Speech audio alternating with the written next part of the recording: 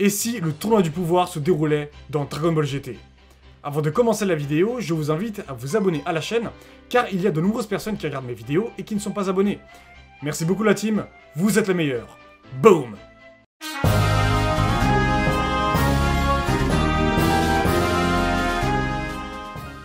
Après les affrontements face à Omega Shenron, Goku reste sur Terre. La paix est totale sur Terre durant quelques mois. Dans une combinaison de circonstances, Goku est informé du tournoi du pouvoir et doit créer une équipe de 10 personnes. Il va leur penser à Vegeta, Sangohan, Oob, C18, Goten et Trunks. Ça fait 7 personnes. Ensuite, il pense à Pan, car elle serait devenue plus forte que Goten en forme de base, d'après lui. Bra aussi va y participer, bien qu'elle ne soit pas aussi forte que Pan, sa rivale. Il manque une personne. Goku pense alors à Tenshinhan qui a continué l'entraînement et qui est devenu plus fort. L'équipe est donc au complet. Ils sont ramenés à l'arène du tournoi du pouvoir grâce à un mystérieux individu appelé Whis. Goku fait d'ailleurs la connaissance de Beerus, qui, dans cette timeline, n'a pas rencontré Goku. Il est très surpris de sa puissance. Les équipes adverses resteraient les mêmes, les règles du tournoi aussi sont les mêmes. Les premiers combattants se font éliminer. Il s'agit de certaines personnes de l'univers 4, qui malencontreusement ont voulu faire les malins avec Goten et Trunks. En effet, il faut noter que ces versions de Goten et Trunks sont beaucoup plus fortes, tout comme Gohan qui n'a pas négligé son entraînement, comme c'est dit dans le GT Perfect File. Toutefois, Bra se fait retirer du ring par un Saiyan de l'univers 6, Kaba. Pan va directement affronter Kaba, mais elle est dépassée par la puissance du Super Saiyan. Dans un élan de rage, Pan se transforme à son tour et semble être plus forte que Kaba. Le combat est rude, mais Kaba se fait jarter de l'arène par un beau Kamehameha de Pan. Tenshinhan vient l'aider au cas où. Justement, il va affronter Bergamo, un loup de l'univers 9. Il va réussir à rivaliser avec lui, mais il réussira à le retirer du ring. Malheureusement, les deux amis loups de Bergamo, Lavender et Basil, vont réussir à retirer Tenshinhan. Pan a réussi à s'échapper de justesse. Du côté de Goku, lui s'occupe plutôt de retirer des adversaires plutôt modestes, comme les autres guerriers de l'univers 6, par exemple Vegeta et Frost. Vegeta, lui, n'a aucune pitié. Les guerrières qui prennent l'amour se font déglinguer, alors même que Vegeta reste en forme de base. Gohan, C18 et Oob forment une belle alliance. Ce sont les seuls qui sont restés ensemble. Ils éliminent quelques adversaires, mais ensuite Dispo apparaît pour les confronter. Gohan s'occupe de Dispo, mais celui-ci est vraiment fort. Gohan prendra des coups sévères, et Majub parviendra à l'éliminer grâce à C18 qui va le distraire. Mais cela a été rude. Quant à Pan, elle rencontre deux guerrières de l'univers 6, Caulifla et Kale. Clairement, elle va se faire démonter par Caulifla, qui se transforme en Super Saiyan 2. Pan est très affaibli, mais l'instinct de père de Sangohan fait surface. Il arrive de justesse à la sauver. Caulifla affronte Gohan, mais elle se fait démonter. Soudain, elle dit qu'elle possède un secret. Elle va fusionner avec Kale par le biais des Potala. La fusion donne Kefla. Sa puissance est si grande que même Goku a des frissons. Gohan affronte cette nouvelle fusion, mais est pris au dépourvu. Que ce soit Majub ou C18, aucun d'eux n'arrive à la toucher quand elle est en Super Saiyan. C18 va se faire jarter, ce qui va énerver Sangohan. Dans un cri de colère, Gohan se met en Super Saiyan 4. Tout le monde est choqué. Goku ne comprend pas car Gohan n'a pas de queue de Saiyan. En fait, il aurait cette puissance en lui car il se serait entraîné avec Vegeta, avec l'amplification des Blue Wave. Ceci lui a permis de pouvoir se transformer en Super Saiyan 4 quand il veut.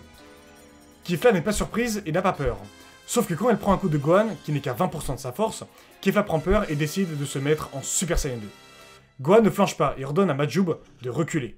Kefla envoie son meilleur Kikoa, tandis que Gohan se met à 50% et envoie un Super Masenko, ce qui va complètement démonter Kefla. Elle se fait jarter du ring. Le prince des Saiyans, Vegeta, va se retrouver face à Hit, le seul guerrier restant de son univers. Vegeta se met en Super Saiyan 2, mais Hit est beaucoup trop fort. Il le démonte. Goten et Trunks viennent à la rescousse. Ils fusionnent aussitôt pour devenir Gotenks. Ils se mettent en Super Saiyan 3, mais Hit est vraiment doté d'une puissance surnaturelle. Puis sa technique du Tokidobashi est très tenace. C'est alors que Vegeta envoie le Super Saiyan 4. Cette fois-ci, Hit et lui semblent être de même niveau. Pourtant Hit semble s'adapter à la force de Vegeta. Ensuite, Gohan vient à la rescousse, toujours en Super Saiyan 4 et prête main forte à Vegeta. À deux, ils parviennent à vaincre ce terrible adversaire. Le prochain antagoniste sera 50 fois plus coriace. Un personnage, doté d'une grande carrure, apparaît et affronte Majub. Son aura est surprenante. Majub se met à fond, mais il se fait jarter du ring en quelques coups. Goten et Trunks apparaissent, ils fusionnent, et même en Super Saiyan 3, ceci n'est pas suffisant. Ils se font démonter par Toppo. Ils se font jarter du ring. Les trois univers restants sont l'univers 3, 7 et 11. Toppo, bien coriace et arrogant, provoque Gohan et SJ4 en duel. Gohan, malgré sa puissance grandissante, semble être effrayé par la puissance colossale qu'envoie Toppo, simplement en forme de base. Gohan donne tout. Toppo montre quelques difficultés, c'est vrai, mais en vain. Gohan se fait jarter à son tour. Toppo est alors devant Vegeta 4, qui est certes plus confiant, mais sans que cela ne suffira pas. Il dit qu'il a environ le niveau de Gohan. Ensuite, Pan apparaît pour aider Vegeta 4, mais eux deux se font démonter. Toppo prend un malin plaisir à les déglinguer d'ailleurs. Mais Goku apparaît, et pour le coup, il est très énervé de ce que Toppo a fait à Pan. Toppo rigole, pensant que Goku ne fait que de bluffer. Il dit que la puissance de Goku n'est pas si grande comparée à celle de Vegeta, ce qui le fait sourire. Goku se transforme en Super Saiyan 4 Full Power. Celui-ci recule pour la première fois. Goku l'enchaîne et envoie un Kamehameha x10 qui a failli le faire jarter. Soudain, Toppo s'énerve et se met en forme Akaishin. Goku se prend un Akai de Toppo, qui était destiné à Pan. Il prend un dégât très sévère. Toppo est surpris car personne n'est censé résister à un Akai de cette taille. Goku et Vegeta 4 attaquent Toppo ensemble, mais malheureusement, Toppo dans sa nouvelle forme est un monstre. Sa puissance est bien supérieure aux deux Saiyans. Il arrive à les mettre au tapis.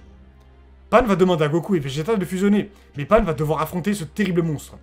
Toppo dit qu'il va envoyer un millième de sa puissance pour Pan, pour qu'il se divertisse. Quand Goku et Vegeta réussissent la fusion, Pan se fait jarter du ring. Gogeta Super Saiyan 4 apparaît. Toppo envoie un Akai, mais son Akai se fait immédiatement désintégrer par l'aura de Gogeta 4. Toppo est très surpris. Il lui envoie des coups, mais Gogeta se met à rigoler. Toppo ne comprend pas car il se prend des dégâts puissants. Gogeta lui dit qu'il peut y aller plus lentement, car désormais, il est trop vif pour lui. Gogeta se décide à démonter Toppo, qui se fait jarter en 4 coups puissants. Jiren, considéré comme le plus fort de l'arène, a retiré tout le monde de l'univers 3. Il se dirige vers la puissance colossale de Gogeta 4. Le combat décisif peut commencer. Ici, je vais vous proposer deux scénarios, un où Gogeta 4 gagne et l'autre où il perd, car pour moi c'est évident que Jiren est plus fort que Gogeta 4. J'adore GT, mais là quand même on parle de Jiren, car à l'esprit qu'il s'agit d'une histoire alternative. Donc évidemment, certaines choses vont vous paraître cohérentes et d'autres incohérentes, mais c'est un what if, c'est normal d'un côté. Gogeta 4 affronte alors Jiren, et celui-ci a une puissance terrifiante. Gogeta doit aller à fond dès le début pour rivaliser avec lui. Jiren envoie des patates qui envoient Gogeta 4 au loin.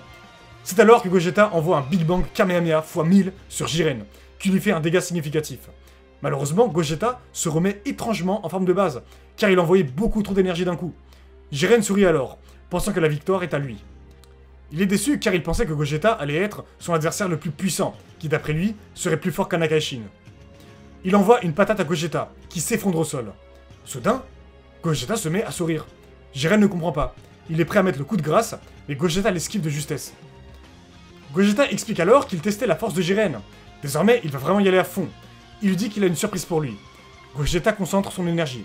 Puis, dans un immense cri, il libère une énergie rouge, pourpre, grisée. Ses cheveux virent blanc. Personne ne comprend ce que c'est. Gogeta se transforme dans sa forme de Super Saiyan 5. Il dit à Jiren qu'il va s'occuper de lui. Jiren, quant à lui, se met à fond. S'ensuit un combat titanesque où Gogeta 5 et Jiren s'échangent des coups d'une intensité inégalée, qui font secouer toute l'arène. Dans un ultime effort, Gogeta 5 envoie un Super Shine Kamehameha, ce qui va complètement défoncer Jiren. L'univers 7 a donc gagné. Il ramène les univers retirés. Il rentre sur Terre et il continue à faire ce qu'il faisait avant le tournoi. Dans la version du What If où Gogeta perd, c'est simple. En fait, dans ce scénario, le plus probable serait que Gogeta défusionne à cause de l'immense puissance de la forme du Super Saiyan 4. Du coup, Jiren aurait l'avantage et vaincrait Goku et Vegeta ensemble, alors même qu'ils sont dans leur forme les plus puissantes. L'univers 11 gagnerait. Est-ce que Jiren ferait le vœu de ramener les autres univers? Quoi qu'il en soit, j'ai pris beaucoup de plaisir à faire la vidéo, j'espère que vous l'avez kiffé. Si c'est le cas, abonnez-vous à la chaîne, likez la vidéo, commentez, etc. Et je voulais juste préciser quelque chose, c'est que, voilà, je vois beaucoup de gens qui parlent de cohérence au niveau des what if, etc. Et c'est vrai que c'est important. En général, dans les what if, ce que je fais, j'essaie de rester le plus fidèle à l'œuvre, au récit. C'est-à-dire avec des nouveaux combats, des nouveaux affrontements, etc. Bref, j'essaie toujours de faire en sorte que tout soit cohérent, mais évidemment, les gars, quand on mêle GT et Super, ça devient super incohérent, parce que déjà, Dragon Ball Super, c'est déjà une œuvre super incohérente, donc voilà, c'est super compliqué quand même de faire un truc qui peut se baser sur de la cohérence, sur un support qui ne l'est pas de base. Bien sûr, si on prend l'exemple de Battle of Gods au début, voilà, on sait très bien que la puissance de Beerus, de Goku God a été retcon, etc. On est bien d'accord. Je veux dire, tout le monde est d'accord pour le dire. Mais je veux dire, en fait, le problème avec GT et Super, c'est que, voilà, on a ce fameux truc de la forme du Super Saiyan 4, est-ce qu'elle est plus forte que le God, etc. Certains vont penser que dans le tournoi du pouvoir, Goku et Vegeta ne passent même pas, genre le loup, là, de l'univers 9. Donc bon, je me dis, c'est quand même assez étrange. Genre, je veux dire, le mec, il a quoi? Pergamon, en fait, il a pas une puissance de fou. C'est juste qu'il absorbe les coups, je crois, c'est ça. Donc, en fait, voilà. Pour moi, Gogeta va jusqu'à... Donc, Gogeta 4, il va jusqu'à Jiren. Et ensuite, basta. Alors, bien sûr, certains vont dire, mais ouais, mais après, il y a la puissance du SSJ God qui a été absorbée. Non, les gars, stop.